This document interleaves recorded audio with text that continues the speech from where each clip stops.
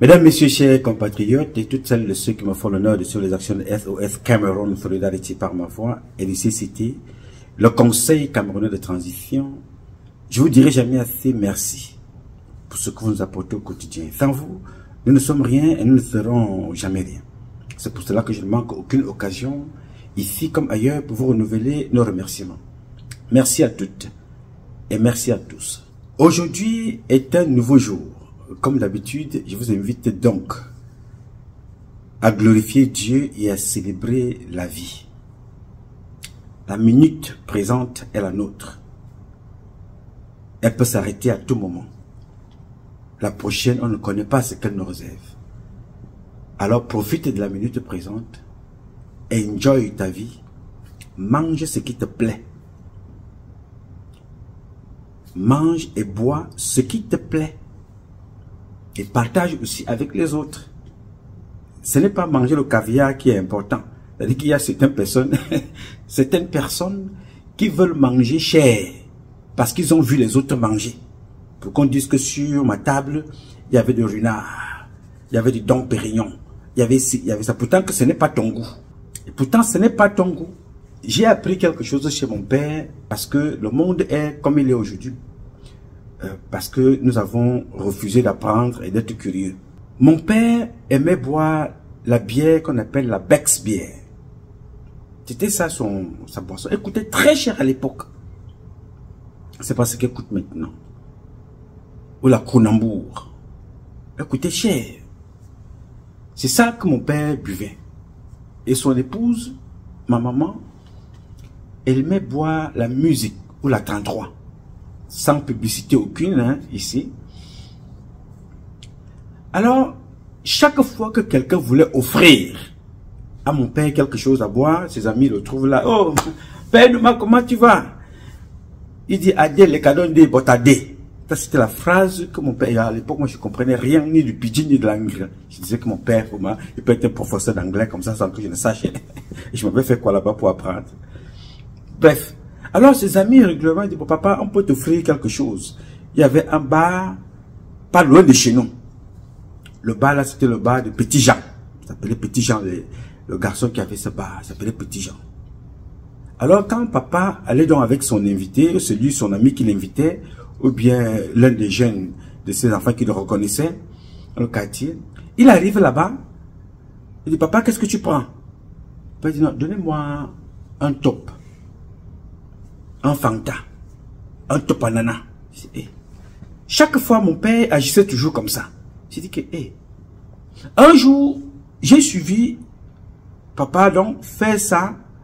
Et quand il est rentré à la maison, j'ai pris mon courage de lui poser la question. Mais, papa, dis-moi un peu, j'ai une question à te poser. Il dit, ok, vas-y. Il dit, mais chaque fois ici à la maison, tu bois la Bex ou la Kronenbourg. Mais quand quelqu'un t'invite d'aller, il veut t'offrir quelque chose. Arrivé là-bas, ou tu bois de l'eau, ou alors tu commandes, quand tu donnes un top banana, un jus d'ananas, un jus d'orange, ou pamplemousse à l'époque. Mais pourquoi ce choix-là? C'est une très bonne question. Il me dit que il y a des gens qui veulent te faire plaisir. Il a vraiment envie de te faire plaisir. Avec ce qu'il a dans sa poche. Toi, tu ne connais pas ce qu'il a dans ta poche, mais il veut vraiment te faire plaisir. Alors, pour te mettre au niveau de son plaisir et de sa volonté de te faire plaisir, si tu commandes l'eau, tu es sûr qu'il va, il peut se permettre ce tout. Si tu commandes un top, tu es convaincu qu'il peut se permettre. C'est qu'il ne m'a pas invité chez lui et il a sorti des boissons où je peux trouver la Bex, la Kronenbourg, ou le whisky, ou le vin. Et là, je peux choisir. Mais il m'amène dans un bar. Je ne sais pas ce qu'il a dans sa poche. Je ne veux pas le mettre dans une position inconfortable. Je prends ce que je sais qu'il peut acheter. Quoi que fasse, il peut acheter. Mais quand je bois ma Kronenbourg, ma Bex bière, c'est que je peux m'offrir cette Bex-là. C'est Kronenbourg. Je peux même offrir deux, c'est-à-dire j'achète pour moi et j'achète aussi pour ta maman qui est mon épouse. Là, c'est mon choix. Là, c'est ce que je veux boire. C'est ce qui me fait plaisir. Maintenant, si quelqu'un veut me faire plaisir, en dehors de mes enfants qui peuvent s'offrir, qui peuvent me l'offrir, ou d'autres personnes, je m'arrange à être au niveau des autres parce que je ne sais pas ce qu'il a dans sa poche.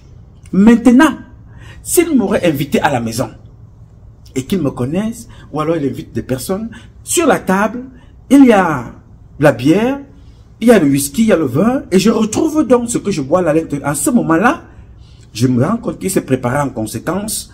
Tout le monde peut trouver son goût. Je peux boire dans la Bex bière. Je peux boire la Bex à ce moment-là. Mais s'il m'amène dans un bar, dans un restaurant, il m'invite, je vais toujours prendre ce que je pense qu'il peut, je ne veux pas le mettre inconfortable. J'ai appris que c'était une très bonne leçon. Alors, je partage ça avec toi, Landry. Nous parlions tout à l'heure. Moi, je me fais toujours plaisir de manger chaque jour ce que je veux manger. Ça ne peut pas être le caviar. Jamais. Parce que dans ma vie de tous les jours, j'ai des souvenirs des pains sardines. Oui, monsieur. Le pain beurre. Je mange beaucoup de sandwichs. Le pain haricot. Le pain huile rouge. Oui, monsieur. Moi, j'ai des goûts qui nous ont fait grandir. Je ne connais pas le McDonald's. Ça, c'est pour eux ici. C'est aussi ça leur repas. Ils ont grandi avec ça. Je ne peux pas être dans un restaurant avec quelqu'un et on pose sur la table le foie gras. Je mange ça avec délectation. Non. Je peux goûter pour faire plaisir. Si quelqu'un me dit, non, tu ne goûtes pas pour faire semblant. Mais ce n'est pas mon goût. Mais si tu me mets à table là, sur place là, un plat de bongo chobé, mon frère, je commence à me déshabiller. Un plat de couscous avec la sauce gombo. Un plat d'un cuit. Moi, je mange très bien le cuit. Le coquille. Le bâton de manioc. Le pem. Le sanga. Mom. Inam. Le kepenke base. Mais ça, c'est les repas. Et je mange ça. Ça me plaît. Ça me fait plaisir. Donc, mange toujours ce qui te plaît. Ne mange pas parce que tu as vu les autres manger. C'est important. Parce que le jour, revenant sur le Tout-Puissant, le jour où Dieu nous appelle, ce n'est pas mon costume-ci avec lequel je partirai. Non, c'est ça que mon jeune petit frère va même venir prendre. Il dit que non, je vais recevoir le driver, le costume. Non, il va prendre ça. Et on va me donner un costume noir. Peut-être que mon grand-père avait porté. Bon, tant mieux. Pourquoi cet exemple-là? Parce que ce n'est pas mon choix.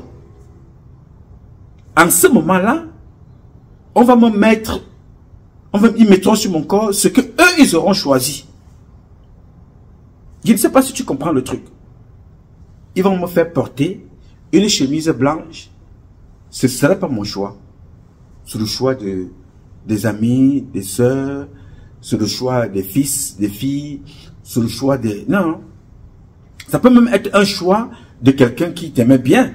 Il dit que bon voilà, vraiment, le frère, tout ce que je peux apporter, il aimait les costumes. Donc, moi, je prends ça à ma charge. L'autre, le cercueil, bon.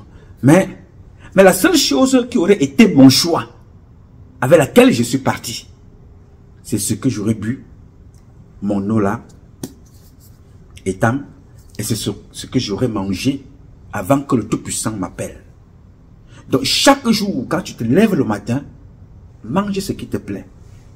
Si tu n'as pas les moyens de manger ce qui te plaît, mange ce que tes moyens te permettent et qui peuvent, où tu vas te sentir à l'aise.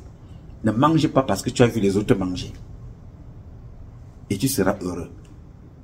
La vie est simple. Très simple.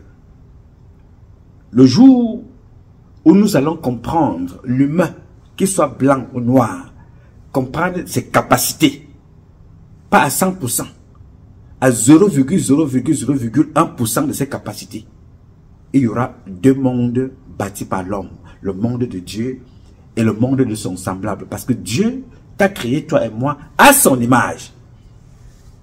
Et à ce moment-là, nous allons donc démontrer à Dieu ce qu'il a fait de nous. C'est-à-dire que tu es capable de déplacer les arbres, comme disait Jésus, ou tu peux déplacer un arbre dans l'eau. Tu le fais, tu le déplaces. C'est pour ça qu'il y a trop de problèmes dans la société. Tu vois, quand un papa meurt au village, on dit, ah, après ça, la société tombe. Les enfants ont dilapidé. Après ça, parce que auprès de papa, on n'a rien appris.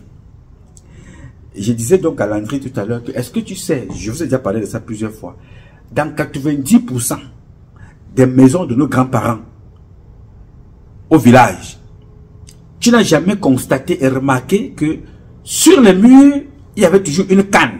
Dans toutes les maisons ou presque, une canne, un chapeau ou deux épées qui se croisent. Je reprends.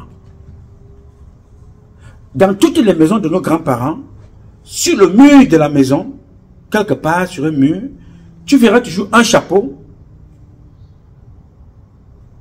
une canne, deux épées qui se croisent, et quelque part dans un coin, une pipe. Et tu n'as jamais posé la question à ton grand-père, papa, pourquoi ces épées-là ont cette position? Grand-père, pourquoi il y a toujours ce chapeau ici? Grand-père, qu'est-ce qui t'a motivé? Tu as toujours le chapeau. Grand-père, pourquoi tu prends toujours la prise? À quoi sert la prise, grand-père? Vous n'avez jamais posé ces questions? Alors, beaucoup de nos parents sont morts et sont partis avec beaucoup de secrets. Pour deux raisons. La première, nous n'étions pas curieux à poser des questions. La deuxième, nous n'avions pas la capacité de garder un secret. Tu vois donc, certaines personnes, mes frères de l'Ouest, certains vont prendre des blancs, prennent des caméras, vont avec les caméras là où il y a les parents, les crânes de nos parents. On amène les caméras là-bas. Je vais publier sur ma page Facebook une vidéo du prince Albert. Non, pas prince Albert, le prince Charles, ou bien le roi Charles. Le roi Charles. Il fait un documentaire, un reportage avec un journaliste, Stéphane Bern. Et au milieu du documentaire, il va derrière sa maison, il lui montre une pièce. Cette pièce-là, à l'intérieur, il dit que c'est une pièce très sacrée. Donc, ils peuvent entrer partout. Sauf là-bas à l'intérieur. Et dans cette pièce-là, il dit qu'il y a les livres saints là-bas. Personne n'entre dans cette pièce, derrière sa maison. Je te parle du prince Charles. Je vais te montrer cette vidéo. Et je vais mettre ça sur ma page Facebook. Parce que si je publie sur YouTube, comme je n'ai pas de droits, je l'ai déjà fait une fois, ils ont bloqué la vidéo. Donc, je vais te l'envoyer à WhatsApp ou sur Facebook. Tu verras. Pourquoi je te parle de ça? Je te parle de ça parce que lui, Prince Charles, il garde sérieusement les secrets de leur famille. Qu'est-ce qu'il y a dans cette maison-là? Les caméras n'entrent pas là-bas. Et tu vas écouter ce qu'il te dit. Les caméras n'entrent pas là-bas. Il s'est arrêté dehors. Et il a parlé avec le journaliste. Il dit que non, ici, là, non, non, non. Oh, là, non, non, personne n'entre là-bas. Mais nous, on amène les gens et dans nos mausolées et dans les trucs secrets de l'intimité, là où se reposent nos parents, là où se reposent, on amène les gens là-bas avec les caméras. Même un chef traditionnel, on n'entre pas chez lui n'importe comment. Un simple chef traditionnel, je ne te parle pas des ancêtres. Il faut faire très très attention.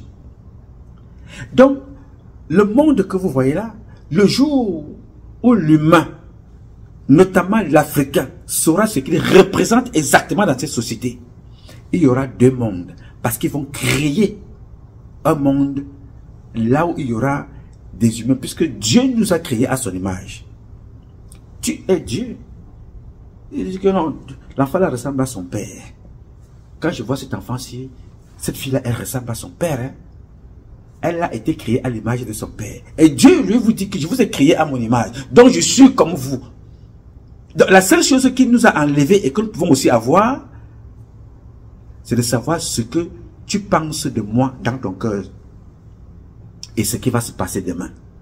Donc nous sommes limités à définir ce qui va se passer demain en observant autour de nous les événements d'aujourd'hui.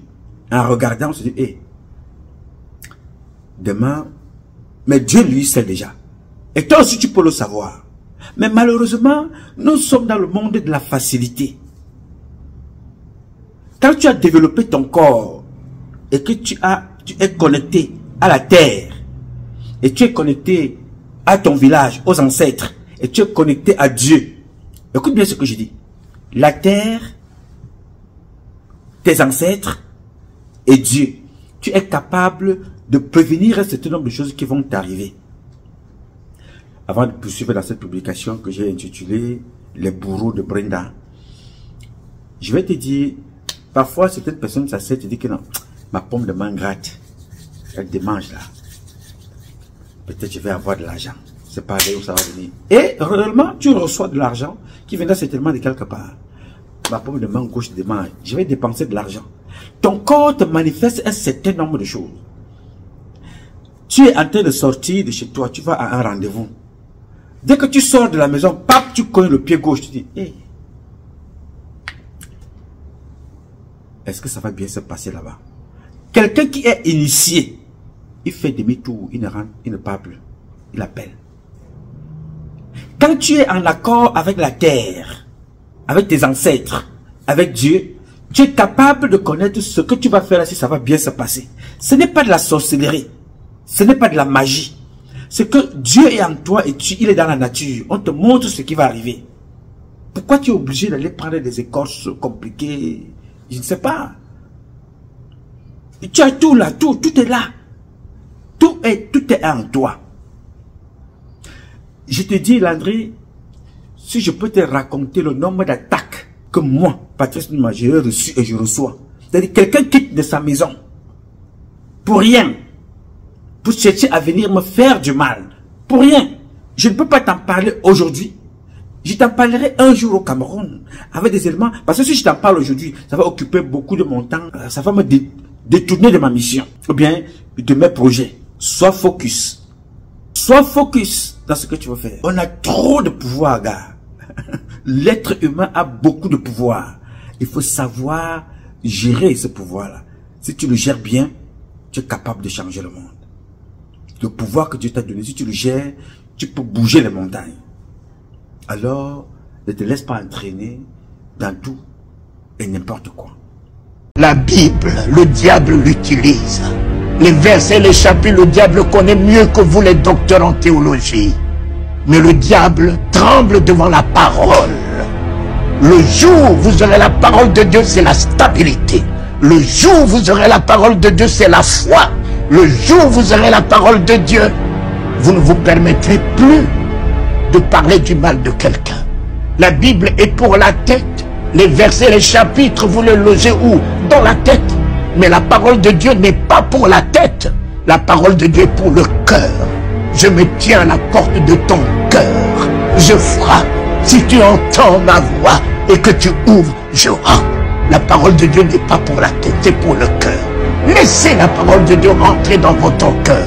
Vous n'auriez plus de place pour la haine. Vous n'aurez plus de place pour la calomnie. Vous n'aurez plus de place pour les critiques. La parole de Dieu, c'est l'amour, c'est la grâce, c'est la miséricorde, c'est la compassion, c'est la bonté. Bien. Alors, mes chers amis, je vais vous parler très rapidement de Brenda et de ceux qui ont détruit Brenda, qui sont connus dans les registres des secret services camerounais. Ils sont connus, ceux qui ont détruit Brenda. En dehors du laxisme de son père et de sa mère, notamment de sa maman, qui a été comme ça, embrouillée, et dont on lui a fait comprendre que pour vivre ici, il faut vivre dans le bling-bling. Il faut vivre dans les trucs compliqués. Oui, monsieur. On lui a dit qu'il faut vivre dans le bling-bling, il faut vivre dans les trucs compliqués. Et Chantal Biya arrive auprès de son mari, pas par la magie. Elle ne pratiquait pas. Elle ne faisait pas des écorces. Elle vivait même mal. Elle ne connaissait pas ces choses-là. Parce que, elle menait sa petite vie. Le destin, comme le destin de chacun est écrit, Chantal Biya se doit retrouver à un endroit au bon moment. Au bon endroit, au bon moment. où elle fait la connaissance de son mari, fait la rencontre de son mari. Personne n'attendait Biya ce jour-là à cet endroit-là. Personne. La preuve en est même que quand Biya demande qu'on lui ramène cette femme-là, à nouveau, plusieurs personnes autour de Biya ramenaient d'autres filles des autres régions. Elles étaient belles aussi. Biya dit, ce n'est pas celle que j'ai vue. Il s'est fait beaucoup d'ennemis autour de lui avec cette affaire de Chantal Biya. Les gens ont donc écrit des rapports au président de la République que cette fille-là était une fille de mauvaises mœurs. Et ces gens, beaucoup ont été chassés quand Chantal Biya est arrivée au palais. Alors, certaines personnes qui se sentaient proches du président ont introduit Chantal Biya dans des trucs compliqués. Donc, pour être au palais et pour y vivre, il faut accompagner son mari avec le mysticisme. Le truc mystique et compliqué. Sa mère, qui n'était pas de ce milieu-là, présidentiel, mondain, protocole et tout ça, ne pouvait pas savoir ce qu'on dit à sa fille de l'autre côté. Sa fille obéit bêtement parce qu'elle ne connaît pas. Oui, monsieur, Chantal Biya a obéi, et elle a fait beaucoup de choses sans son... Vraiment, parce qu'on lui demandait, fais ceci, sinon, voici ce qui va arriver. La preuve en est que, je vais vous prendre un exemple. Chantal Biya est l'une des filles, elle était top modèle. Chantal Biya, c'était, je n'ai pas besoin de vous définir sa beauté. Elle a fait des, elle a une top modèle, une grande top modèle. Donc, dans sa jeunesse, elle a très peu porté des robes rouges. Très peu. La robe rouge de Chantal Biya aujourd'hui n'a pas la même connotation que la robe rouge que les filles Betty aiment. Parce que les filles Betty aiment le rouge. Hein. Non, mon ami. Une fille Betty qui n'a pas le rouge dans sa garde-robe, c'est qu'elle n'a rien. Les femmes Betty aiment le rouge. Ou les chaussures, ou le sac, ou la robe. Il y a toujours quelque chose de rouge dans la garde-robe d'une femme Betty. À l'époque, c'était normal. Ça fait partie des couleurs que les filles Betty aiment beaucoup. Mais maintenant, le rouge de Chantal Biya n'est pas un rouge qui a un lien avec la beauté. C'est un rouge qui a un lien avec des comportements mystiques dont on lui a fait comprendre que vraiment, il y a beaucoup de choses que je ne peux pas vous expliquer ici.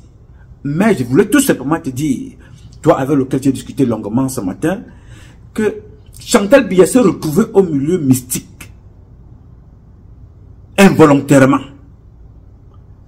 Et de deux, elle ne s'est jamais assise avec Biya et Biya lui a dit, voici ce qu'il faut faire pour que ceci. C'est toujours les personnes qui sont autour de Biya qui ont convaincu Chantal Biya que pour que son mari reste au pouvoir, voici les sacrifices qu'il faut faire. Elle ne s'est jamais assise avec Paul Biya pour parler de ces choses-là. Ni elle, ni Jeanne-Irène Biya. Elle s'est donc retrouvée dans ce monde-là. Et ce monde qui a poussé Chantal Biya à ne pas se concentrer dans l'éducation de ses enfants. Elle a délaissé volontairement et involontairement l'éducation de ses enfants qui se sont donc retrouvés à la portée de n'importe qui. Une fille qui n'est pas éduquée par sa mère, élevée par sa mère, il faut beaucoup de grâce pour qu'elle tombe entre les mains de personnes de bonnes mœurs qui vont l'éduquer. Que ses parents sont décédés, ses parents sont, ou parfois nos parents donnent leurs enfants à d'autres personnes de les élever. Brenda se retrouve donc à grandir la plupart de son temps entre les mains et des femmes de ménage et des gardes-corps et des personnes comme ça, en l'air, les écoles à gauche, la Suisse, les États-Unis, la France, elle est en l'air, et dans les avions. La maman n'a pas pris beaucoup de temps pour s'occuper de sa fille, pour lui inculquer des bonnes valeurs. Ça, c'était une erreur. Et qui a été fatale. Ça, c'est sa responsabilité. Parce que Biya s'en fout éperdument de cet enfant. Il n'a absolument rien à cirer. Ce n'est pas son problème. Il vous considère comme des cobayes, il vous considère comme la majorité de nous tous. Les enfants de Biya ont un point de différence avec le peuple camerounais. C'est qu'eux, ils vivent au palais, ils peuvent se procurer certaines choses et que les enfants de la République, ils ne peuvent pas se procurer. Eux, ils ont l'argent au palais, ils ont le luxe et tout ça, mais en termes de traitement et d'humiliation, ces enfants ne sont pas différents des Camerounais et des Camerounais que vous voyez là. Ils sont maltraités. Ils ont des parents, mais les parents sont absents. Ils ont des parents, mais ne voient pas leurs parents comme vous pouvez être avec vos parents. C'est là où vous dépassez Brenda Biya et Chantal Biya. Parce que vous avez le temps d'être avec vos enfants, de jouer, de monter et de descendre. Très peu des enfants de Paul Biya ou de Chantal Biya sont venus un jour leur dire, voilà maman, j'ai travaillé, j'ai travaillé, je t'ai acheté un pot de fleurs, j'ai travaillé, voici mon premier salaire. Parce que si Brenda arrivait aujourd'hui à venir offrir une paire de lunettes à sa mère, elle n'aura pas le même goût que la sueur de son front parce que Brenda ne travaille pas. Parce que quand tu offres quelque chose à ta mère, elle ne voit pas ce que tu lui offres. Elle revoit tout à l'heure le fruit de ses efforts à elle qu'elle a fourni pour t'élever et elle voit que tu t'en sors toute seule ou tout seul. C'est là sa fierté. Je ne sais pas si tu comprends un truc. La maman apprend son enfant à manger. Tu apprends à manger et la maman au même moment où elle t'apprend à manger, elle te prend aussi à donner. Bébé. Elle te donne, tu manges, après elle te donne un beignet. Dès que tu manges, elle te dit que donne-moi aussi. Dès que tu lui donnes, même si c'est à salive là, tu as bavé sur le beignet, la maman va quand même prendre, elle va mordre un côté. Ok, ça c'est bien. Elle t'apprend à partager.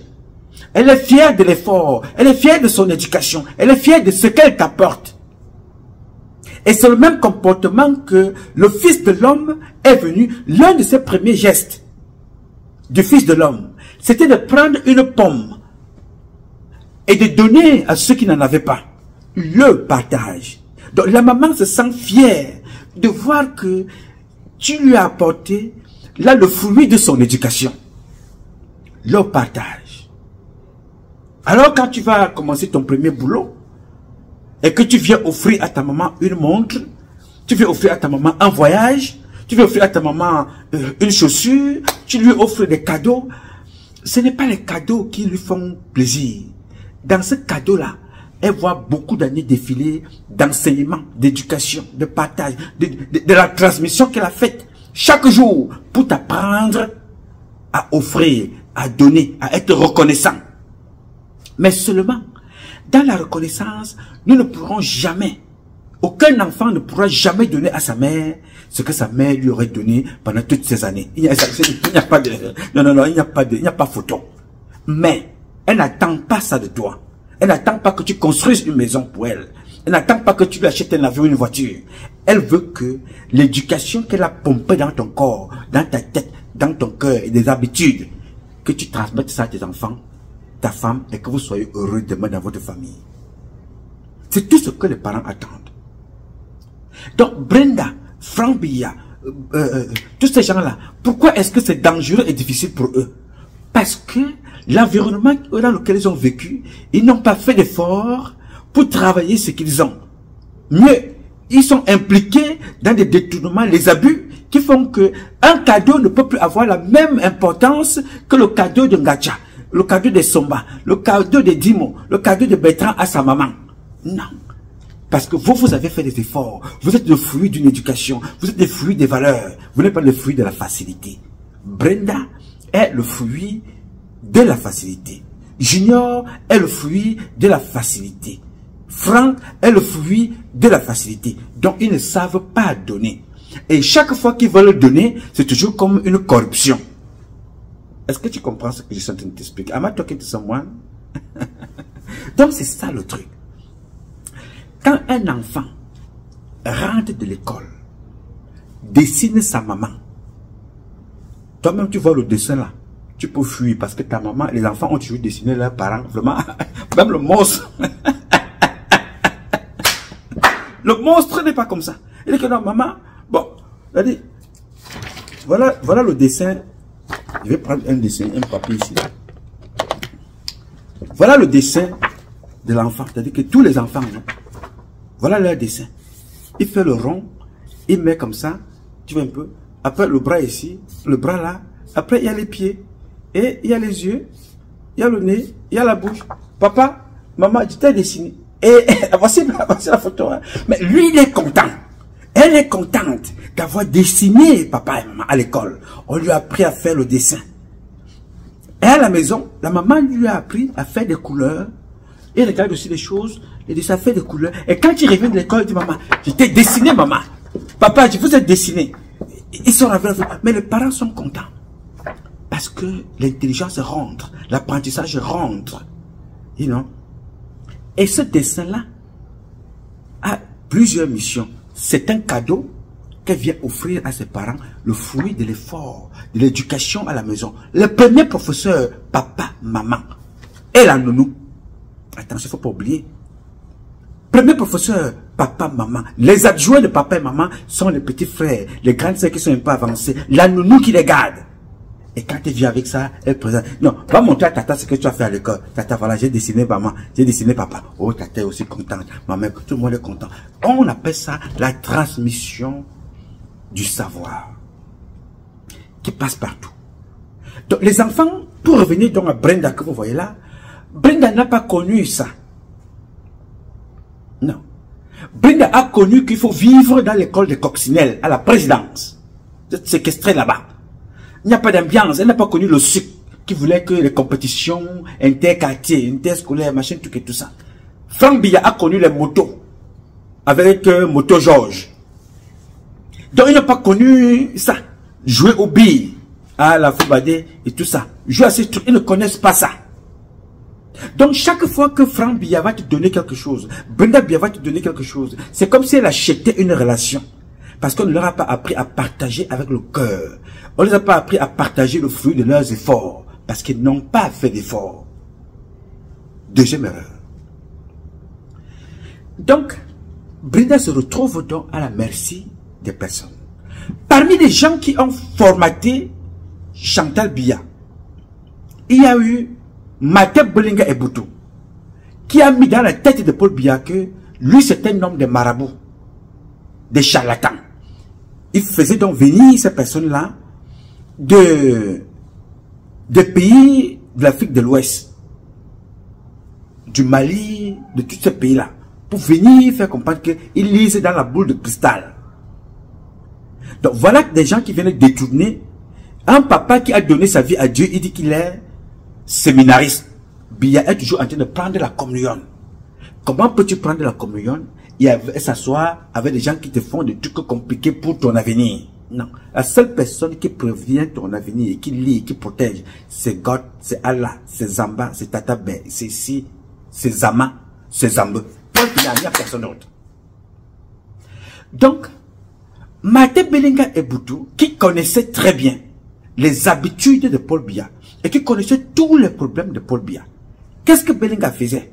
Il fait venir un charlatan, un vendeur d'illusions. Il le loge dans un hôtel à Yaoundé, notamment le Hilton, parce que c'était régulier là-bas. Il avait des grands boubous, ils sont là-bas. Le monsieur là, il vient dire au charlatan tous les secrets de Biya, tous les points faibles de Biya. Alors, quand ce monsieur se retrouve devant Biya, il lui dit exactement les mêmes choses. On dirait que c'est ce que j'ai vu. Il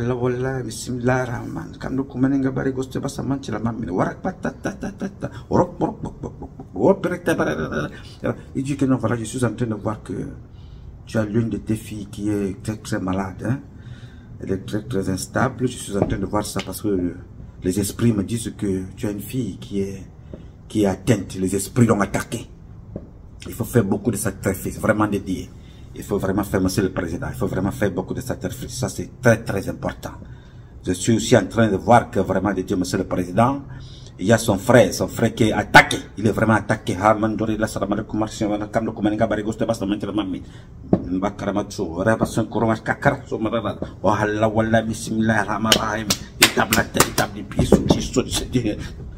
monsieur le président, je suis en train de voir que le démon est en train de sortir. Il saute, monsieur le président. Le démon est en train de sauter. Il va attraper votre fille. Il raconte tout et n'importe quoi au président. Tout ce qu'il va dire au président est vrai. Pourquoi? Parce que c'est la vie du président. Ce monsieur-là ne vit pas au Cameroun, il vient de loin. Et qui lui a dit ça? Le président ne saura jamais que ce que ce monsieur-là dit lui a été d'abord soufflé par Martin Belinga Eboutou, qui est son ami, qui est son camarade d'enfance, son ami de Salco. Et le président va demander qu'on débloque beaucoup d'argent pour donner à ce monsieur. Il va te donner un exemple. Ce monsieur partira là avec 200 millions, par exemple. Mais ce monsieur n'aura jamais 200 millions. Ce monsieur aura entre 30 et 50 millions et son hôtel sera pris en charge. Les 150 millions vont être pris par M. Martin Belinga Eboutou. Ce n'est pas une fois, ce n'est pas deux fois, ce n'est pas trois fois. Ça a toujours été comme ça. Et chaque fois que vous tentez de mixer Dieu avec les entités étrangères dans votre corps, ça a toujours des effets, mais des effets négatifs.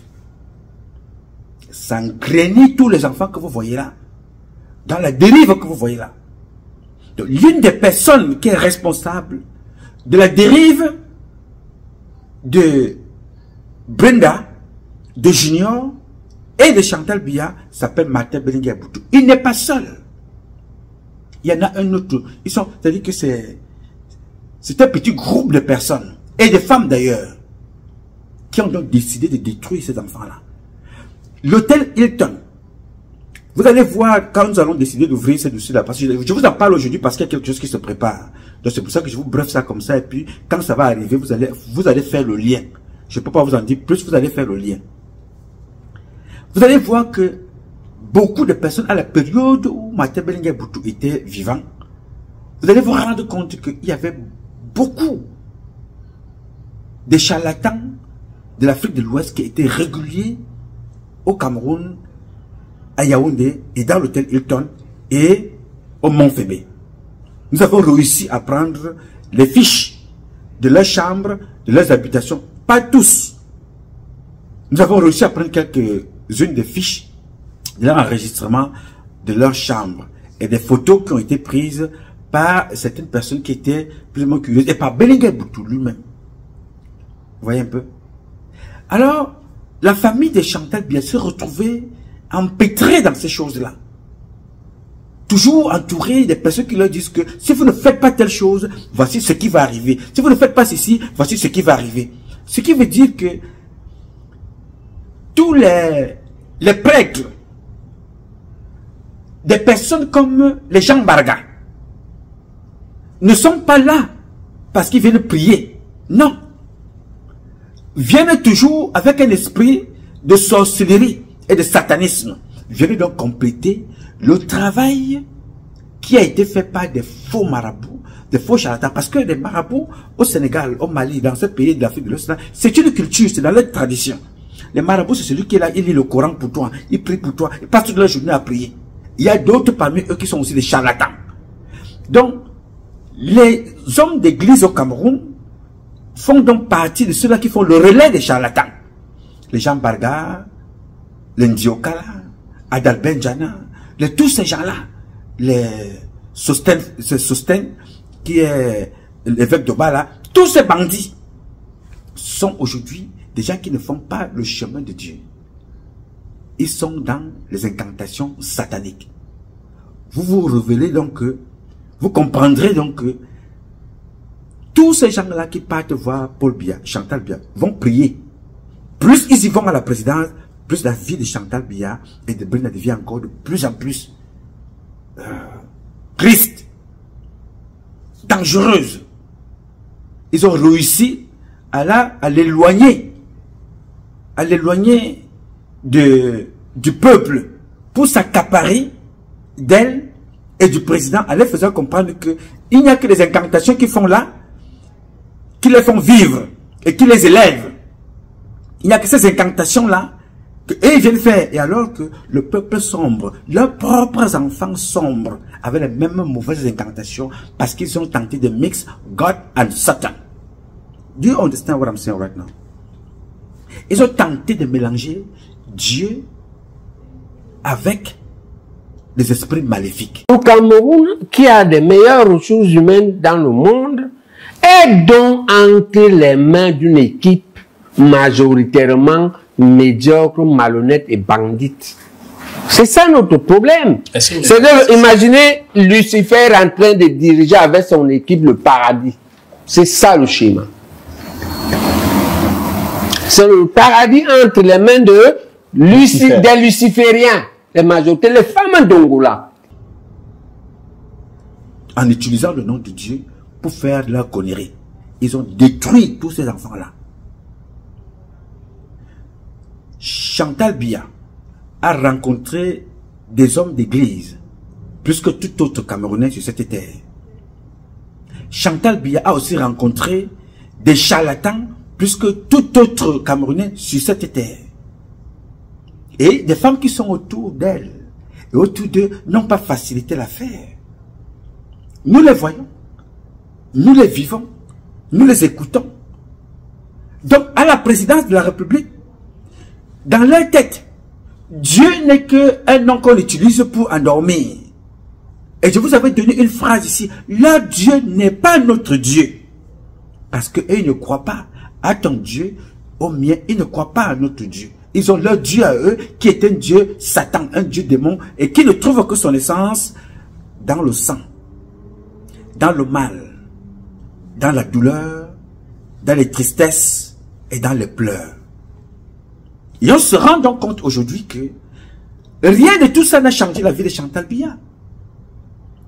Tout ce que vous voyez là autour d'elle, elle n'est pas une femme heureuse. Elle ne peut pas l'être. Non. Parce qu'aucun enfant ne s'est élevé par le fruit de ses propres efforts et de l'éducation.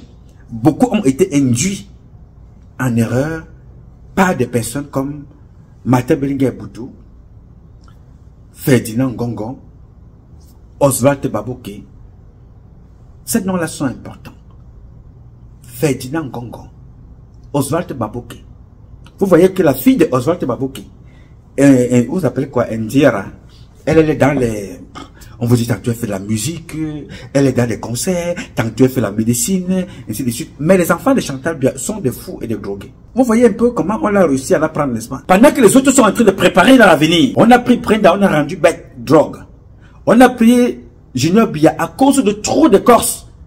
Parce qu'on a dit à Chantal Biya que c'était Junior qui était prévu être le remplaçant après Biya. C'est ce que les marabouts et les charlatans, que Martin Bellinguer-Boutou venaient avec eux et faisaient comprendre que Junior sera le remplaçant de Paul Biya. Au point où même Brenda était venue vous dire un jour, son père lui a dit qu'elle peut diriger le Cameroun. Ce sont les boules de cristal de sorciers et de Satan que les gens venaient faire croire à M. Biya. Un jour, un général de l'armée de l'air, il est mort. Prend Biya, ils sont en mission dans le nord Cameroun. Arrive donc maintenant le moment de rentrer. Le général là sort. Il prend ses lunettes, il lève les lunettes comme ça, il regarde le ciel. Il regarde comme ça là. Il porte encore les lunettes, il regarde comme ça. Il tourne sur lui-même. Il enlève encore les lunettes, il marche encore quelque part, il regarde. Il observe. Il froisse les yeux. Il fait des trucs là sur le temps, il fait des incantations. Un général, hein, il était de Kribi, il fait des incantations. Son nom va me revenir. Si je ne, parce que à force de prononcer le nom de ce genre-là, parfois je les oublie. Il regarde comme ça. Après, il remet ses lunettes et rentre. Tous les sacs étaient prêts. Le président était prêt pour son voyage. J'enlève les lunettes de mon ami Augustine. Le président était prêt pour rentrer à Yaoundé.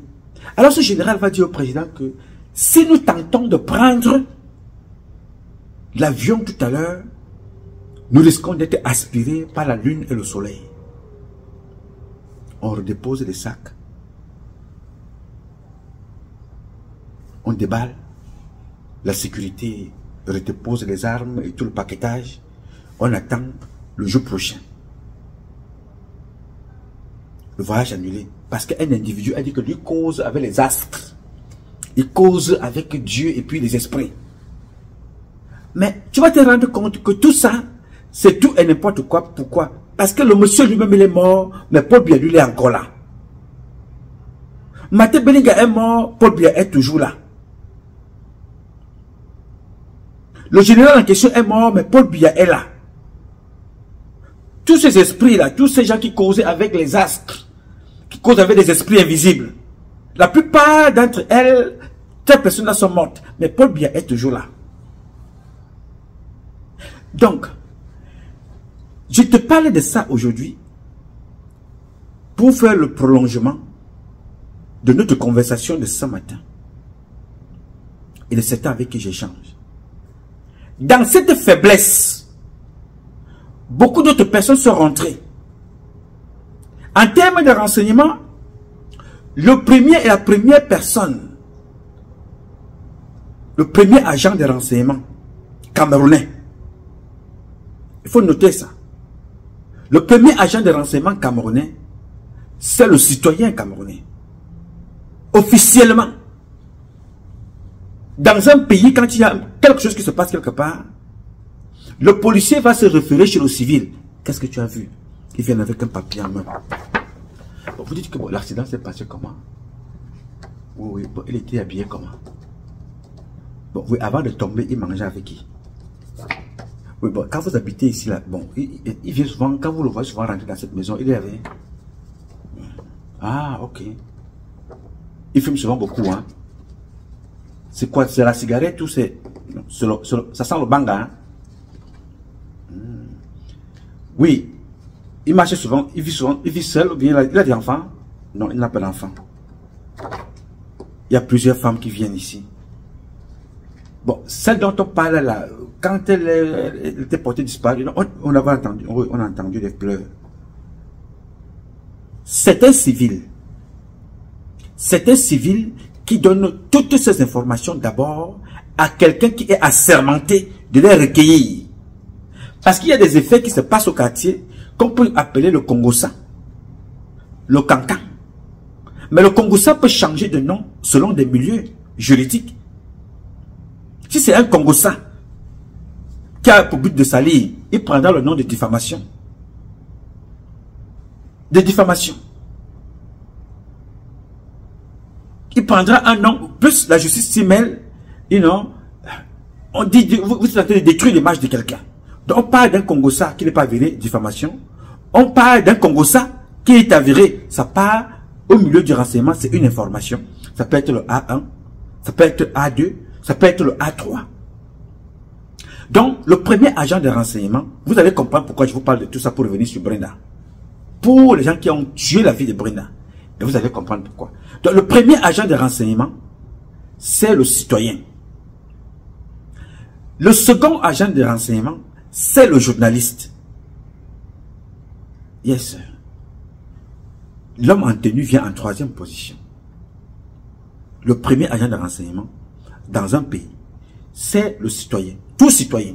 On se réveille toujours, on va toujours se référer chez un citoyen pour avoir la confirmation de ce qui s'est passé.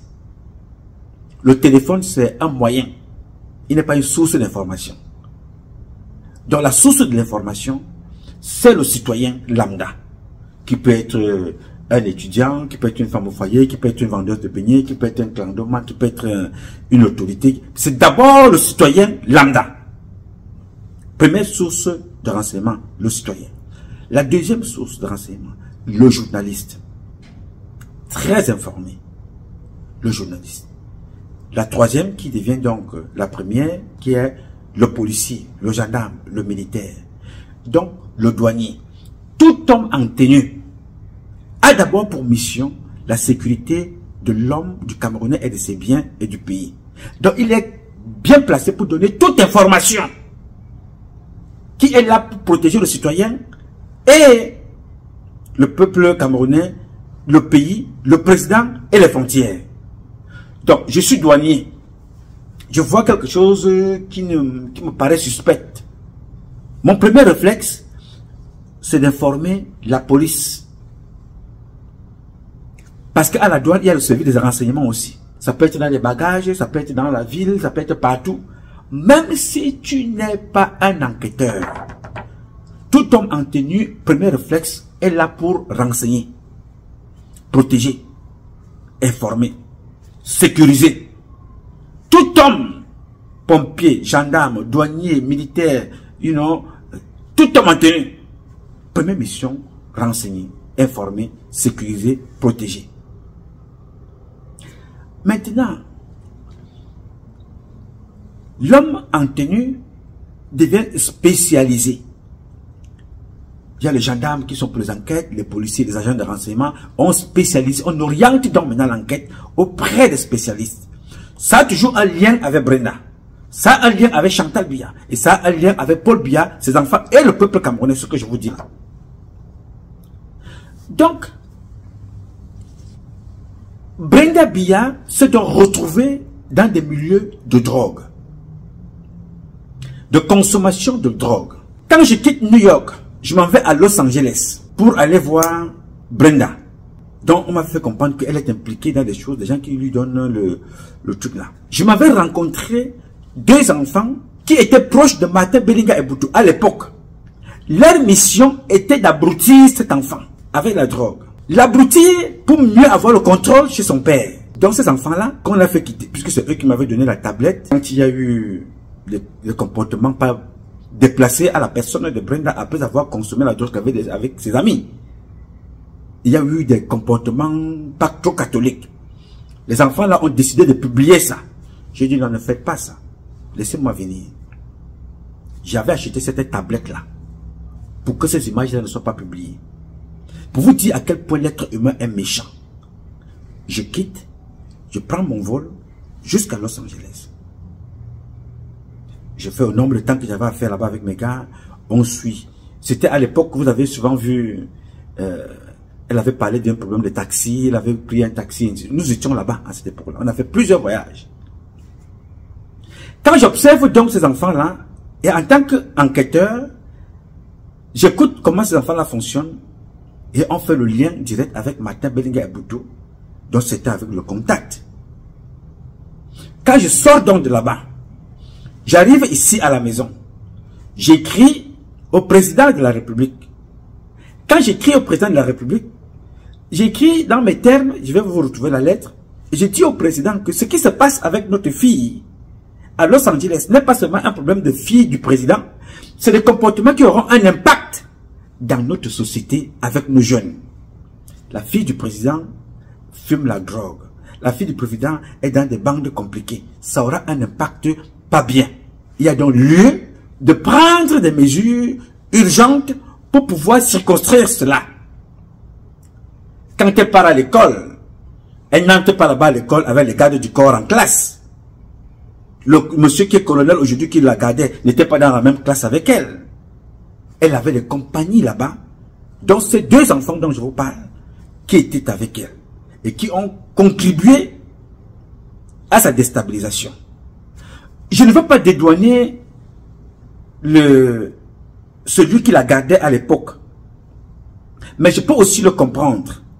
Parce que s'il mettait plus d'accent en disant à sa mère que voilà ce que Brenda fait, voilà ce qu'elle ne fait pas, Brenda allait demander qu'on le chasse. Elle allait inventer n'importe quoi pour se débarrasser de son garde du corps. Parce que sa maman allait suivre que non, ma fille n'aime pas ce garde du corps, vraiment, elle se plaint de lui, il faut le changer. En ce moment-là, le comportement de fille à papa remonte donc à la surface. Qu'est-ce que le gendarme va faire? Qu'est-ce que le militaire va faire? Le militaire ne peut que suivre. Voilà, elle va aller à gauche, on l'accompagne, jusqu'à une question de la protéger. Mais elle est libre de faire ses choix. C'est comme quand elle vous a fait comprendre qu'elle est sortie à 4 h du matin pour aller chercher un homme qu'elle a rencontré dans les réseaux sociaux. Story time. Là, alors vous allez être servi pour mon story time.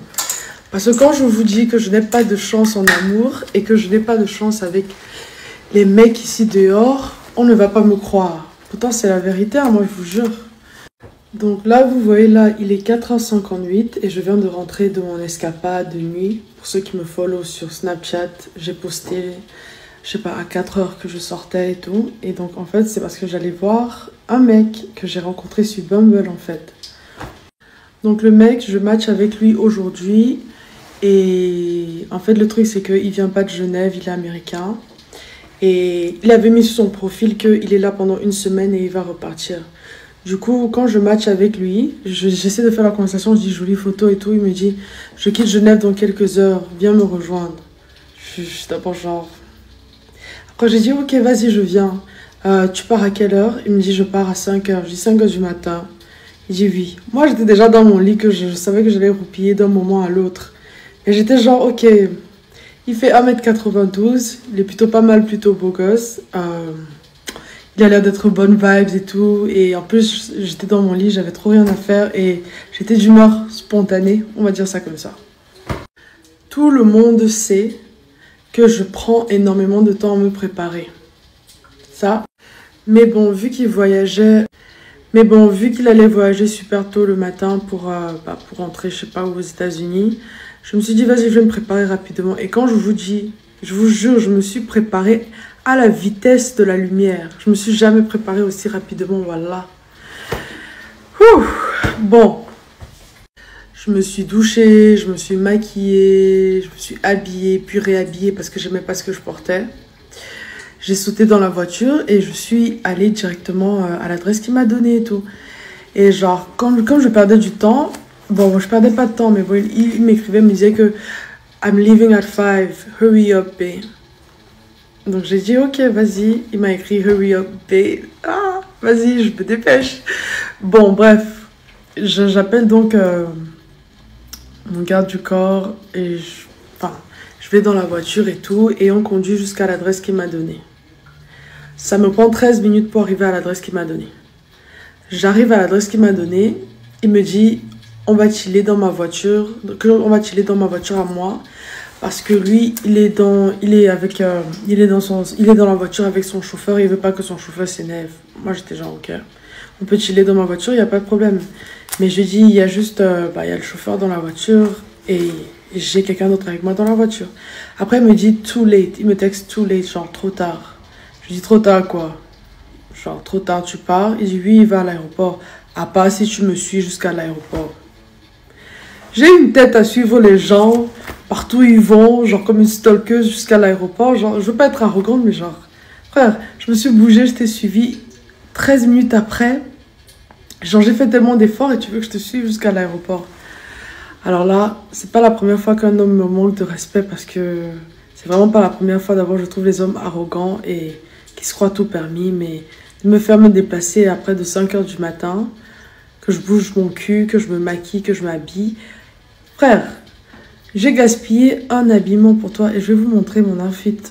Vous allez voir, c'est quand même assez cute, c'est laid back et tout, c'est tranquille, mais c'est cute quoi.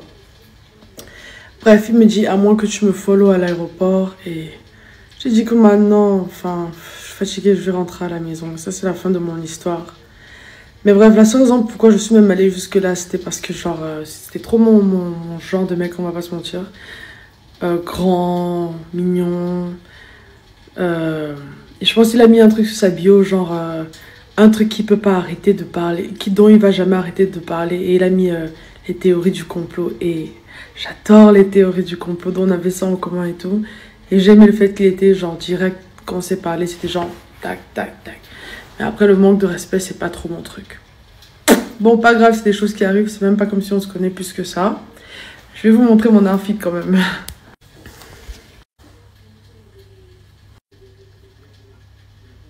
J'ai mon petit sweat assorti en bas. Ouais, je sais pas bien d'être poisseuse dans la vie, hein, moi je vous dis. Qu'est-ce que le chauffeur va dire? Qu'est-ce que le garde du corps va dire? Vous êtes obligé de suivre. Parce que on lui a donné l'éducation de l'enfant, la fille à papa, la fille à maman, un laisser-aller. Et quand j'envoie dans cette note-là à Yaoundé, ceux qui reçoivent cette note-là au cabinet civil, qu'est-ce qu'ils font comme relais au président? Je n'aime pas le président. Je n'aime pas ses enfants. Je raconte tout et n'importe quoi. Et quand la situation prend donc d'autres volumes, c'est les autorités américaines qui appellent donc maintenant ses parents de venir la chercher. Là, ce n'est plus normal. Alors que s'ils avaient pris en compte ce que je leur avais dit, on aurait récupéré cet enfant, l'a ramené en France, l'a ramené en Suisse, sans toute autre forme de procédure, sans ce ramdam médiatique que ça avait, ou bien diplomatique que ça avait eu à l'époque. On la prend, on l'amène en Suisse. Alors, dans toute cette légèreté et dans ce laisser-aller là, des personnes qui devaient faire un vrai travail, qui rentrent donc en jeu. Il y a la DJRE, il y a les Margangele, il y a les Jean-Baptiste Bokam avant Galaxy Toga, il y a les Rémi Zemeka, il y a tous ces services de renseignement là, qui ne sont pas seulement là pour le président.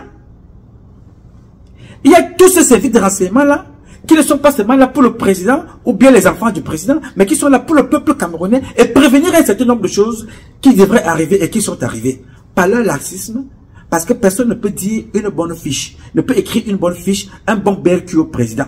Tout le monde a, tout le monde a peur de son poste. Ils ne regardent pas les conséquences d'un certain nombre de comportements. Ils ont peur de leur poste.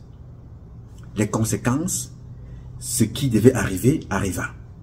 L'enfant est donc rentré en plein pot dans ces choses-là, dans ce laisser-aller entre les marabouts de Belinga et Boutou, les charlatans de Belinga et Boutou et les autres, et maintenant le laisser-aller, les mauvaises compagnies que Belinga et Boutou a infiltrées comme ça là et mis à la disposition de cet enfant d'une façon directe ou de façon indirecte, ont eu une influence sur sa vie et dans sa vie. Et c'est là maintenant que Samuel Eto'o intervient. Dans cette légèreté, il y a donc une fille dans les réseaux que nous appelons Marlène Mvutu. Marlène Mvutu, vous allez l'aimer, vous allez la détester. Mais reconnaissons que elle fait partie des personnes qui disent des choses. Prenez en elle ce que vous trouvez bon, capitalisez et que ça vous enseigne. Dans ces publications, un jour, un ami m'envoie l'une de ses sorties. Et dans cette sortie-là, elle dit que Samuel Eto'o se comporte comme s'il avait le nude d'une personne à la présidence. Il y a quelque chose qu'elle ne comprend pas.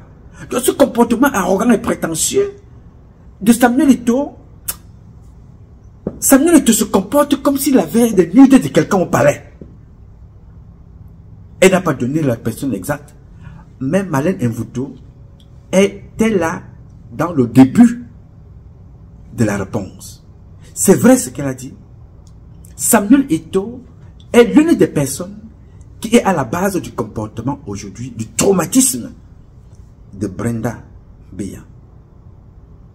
Je vous en dirai plus en détail dans les prochaines publications. Donc, le comportement de Brenda Biya, le traumatisme qu'elle a eu, Samuel Eto'o et Martin Belinga et Boutou et certains responsables des services de renseignement sont parmi les personnes responsables de ce comportement, de ce qui est arrivé à cet enfant-là jusqu'à aujourd'hui. Il y a des images, il y a des photos et il y a des vidéos. Marlène Mvutu n'était pas loin de la vérité. Je n'ai pas la vérité, mais j'ai des éléments de la vérité de ce que je dis. Et vous, je vous ai déjà habitué que quand je parle ici, je parle avec des éléments de preuve à l'appui. Martin Belinga et Boutou, Samuel Eto'o fils, en savent beaucoup dans la destruction de la vie de Brenda. Il y a des images. Donc Marlène Mvutu n'était pas loin de la vérité. Le comportement de Samuel Eto'o fils et les actions qui ont été posées par Samuel Eto'o fils à l'endroit de cette fille-là. Il faut donc aller lire maintenant certaines personnes avec des rapports plus ou moins objectifs qui avaient voulu se protéger à l'époque de cette affaire. Ils ont écrit. Mais malheureusement, comme toute personne, personne ne voulait se mouiller. Comme toute personne, personne ne voulait se mouiller. Et personne ne voulait dire la vérité. Mais on a plutôt utilisé ça pour régler des comptes entre eux de ce qu'ils ont eux-mêmes fait à Brenda. Au lieu que la vérité soit exposée, voir comment il faut traiter cet enfant, Martin Belinga et Boutou, dans son combat, qui n'était pas seulement le combat de Nathalie Nkwa, mais qui était aussi un combat de règlement de compte par le biais de Brenda. Oui, monsieur. L'affaire est très sérieuse parce que ça a gâché toute une vie. Pour la récupérer, en ce moment, c'est une autre paire de manches. Parce que chaque fois que tu veux dire quelque chose de bien pour pouvoir informer, sensibiliser, dénoncer, voir comment tu peux aider, on ira donner une image de toi, de quelqu'un qui est jaloux, de quelqu'un qui a faim, et de quelqu'un qui dit des choses pour salir, pour nuire ou pour détruire. Est-ce que dans ce monde, y a-t-il des enfants plus détruits que les enfants de Chantal Biya, qui ont été détruits par des personnes qu'elle embrasse, qu'elle serre dans les bras, des personnes qu'elle a aidées financièrement, des personnes qu'elle a mis dans des postes. Ces enfants-là ont traumatisé son enfant quand elle a été enceinte. Ces enfants-là ont délaissé cette fille quand elle est tombée enceinte.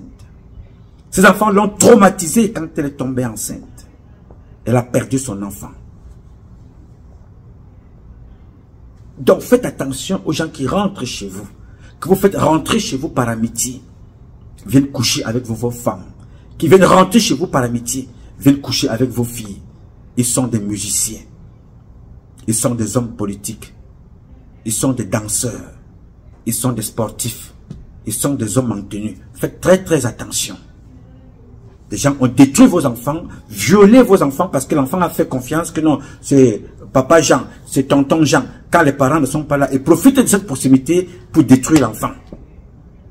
La plupart des viols, la plupart des abus ont été faits à travers des gens qui vous connaissent, autour à qui les deux parents ont fait confiance, ils ont accueilli, paf, ils ont détruit l'enfant.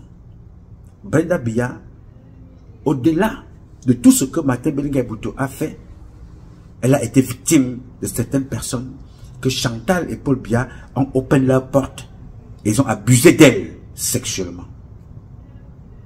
Je ne vous dis jamais des choses sans preuve, hein, parce que j'ai peur de Dieu. J'ai la crainte de Dieu. Et quand je parle ici, c'est valable pour Brenda et c'est valable pour tout le reste. C'est valable pour Brenda, c'est valable pour le cuisinier de Ferdinand Gongo à qui on a tué son enfant. C'est valable pour Brenda, c'est valable aussi pour les parents de Jean-Louis Mbenga. C'est valable pour Brenda, mais c'est aussi valable pour les parents de Franck et de leurs frères et sœurs qui sont restés. C'est valable pour Brenda, c'est aussi valable pour les enfants de Serge et toi, les deux filles qui sont restées. Alors, ceux qui s'amusent avec Biya, Biya a une douleur à travers, je n'épargne pas sa responsabilité, mais il a une douleur que faites très attention, certaines personnes qui tournent autour de lui, vous qui avez posé et vous qui avez fait du mal à Brenda Biya, cet enfant-là a un traumatisme que certaines personnes que Paul Biya a pris comme ses enfants, Paul Biya a pris comme des gens qui le respectaient, ils sont rentrés chez lui, ils ont détruit sa fille. La vengeance est un plat qui se mange froid.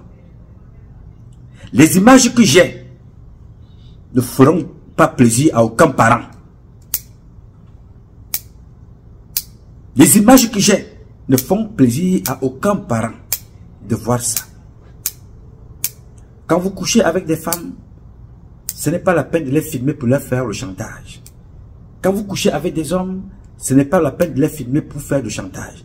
Parce que ça vous rattrape toujours. Et ça vous rattrapera toujours. Faites très attention. La présidence que vous voyez là est un cimetière de beaucoup de vies détruites. L'homosexualité a été imposée à certaines personnes à la présidence. Parce qu'on leur a fait comprendre que c'est le diplôme pour avancer et c'est le diplôme pour réussir. Quand Chantal Biya était au quartier, elle a fait ses enfants, elle n'a pas fait ses enfants avec une femme et une autre femme. Ce n'est pas les enfants dont aujourd'hui certaines femmes qui ont des difficultés pour enfanter ou bien des hommes qui ont des difficultés pour enfanter, on prélève le jus, on va le déposer à l'hôpital. Non, elle a fait ses enfants en dormant avec le père de ses enfants. Elle ne connaissait pas que la femme couche avec la femme. Elle ne connaissait pas ça. La personne qui a amené ça là-bas au palais, vous la connaissez. Et c'est devenu une institution. C'est devenu une règle. C'est devenu un diplôme. C'est devenu une mention, une motion, une notion de vie, un mode de vie. Le mot sexualité. Faites très très attention les gars. La vie que vous voyez là a des tours. Il y a des enfants qui sont nés jeunes. Il y a des enfants qui sont morts jeunes. Comme fouet. Faites attention avec vos vies. Il y a des footballeurs qui sont morts jeunes. Ils avaient une grande réputation. On a pris leur vie. Peut-être de la société, peut-être accident, peut-être maladie, peut-être malade, mais ils sont morts jeunes. N'allez pas vous amuser avec les vies des gens. Parce que vous dites que vous êtes un grand musicien. N'allez pas vous amuser avec la vie des enfants des gens. Parce que vous dites que vous êtes un grand sportif. Je parle jusqu'à preuve de contraire en parabole. Celui qui a des oreilles comprendra qu'il y a une douleur que tu as créée dans cette famille. Il y a une douleur que vous avez créée dans cette famille qui a détruit ou vous avez contribué à détruire un enfant. Une douleur énorme, qui est un traumatisme, qui a dérivé. L'un des responsables en est mort, d'autres sont encore vivants et continuent de jouer. Faites attention. Il y a une famille qui pleure.